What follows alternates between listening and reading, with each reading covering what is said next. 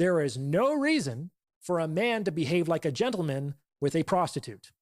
That's kind of the whole selling point. That would be ridiculous at best and wasteful and dangerous at worst. So that's the answer to the question that began this series. Where are all the gentlemen? They disappeared when the lady went extinct. And it wasn't men who killed her. Women have proudly fought tooth and nail to escape the social restrictions that define that identity over the past 60 years. So what's the problem? Well, the problem is that modern women want the best of both worlds. They want the social freedom of the prostitute and the respectability of the lady. And that just doesn't make sense. Like, one person can't be both a lady and a prostitute at the same time.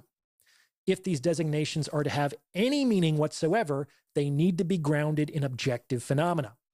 And while it's always kind of easy for a lady to become a prostitute, it's very, very difficult for a prostitute to become a lady.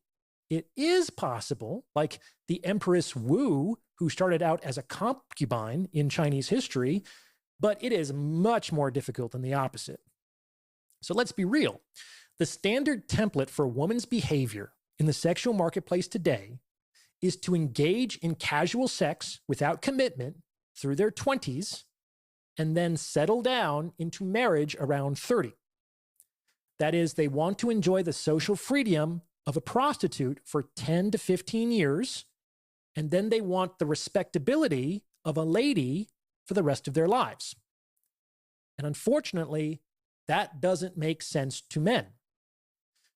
In fact, this is exacerbated even further by recent dating trends. The rise of soft life girls and women who say reject coffee dates and expect greater effort from men drive this point home.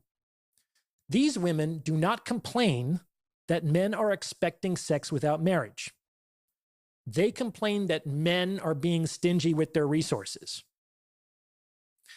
Does this sound like a lady who is upset she is being treated like a prostitute? Or like a prostitute who is clamoring for a raise? Let's do some math. Dinner for two at a high-end restaurant, $200. Taxis there and back, $60. After dinner drinks, $80. That comes to around $350 out of pocket.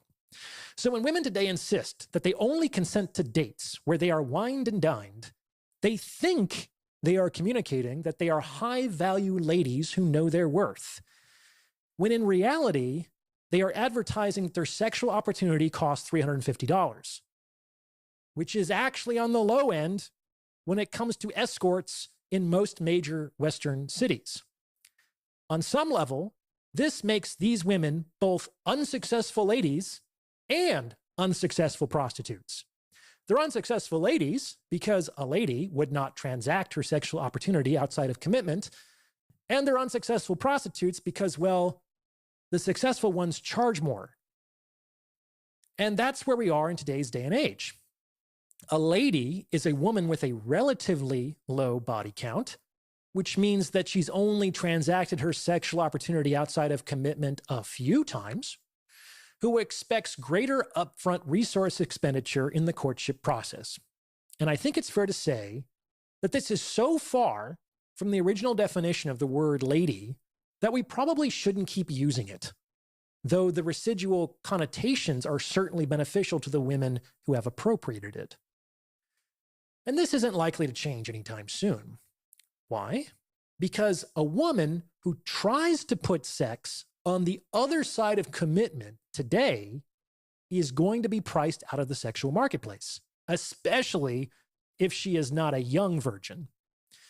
This is because she'd be making her sexual opportunities significantly more expensive relative to her intrasexual competition.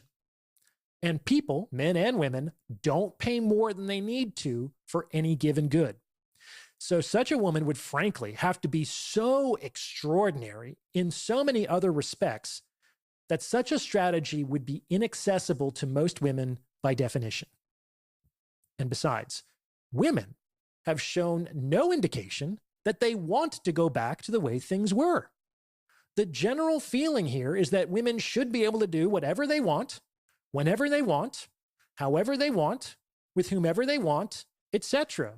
The general understanding is that marriage is a convention that was based on patriarchal repression of women. They didn't get anything good out of that, being ladies.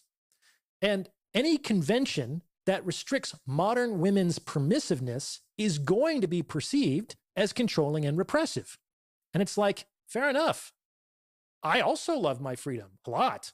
So I can understand why women would be loath to dispense with theirs. Nor am I arguing to go back to the way things were. They can't.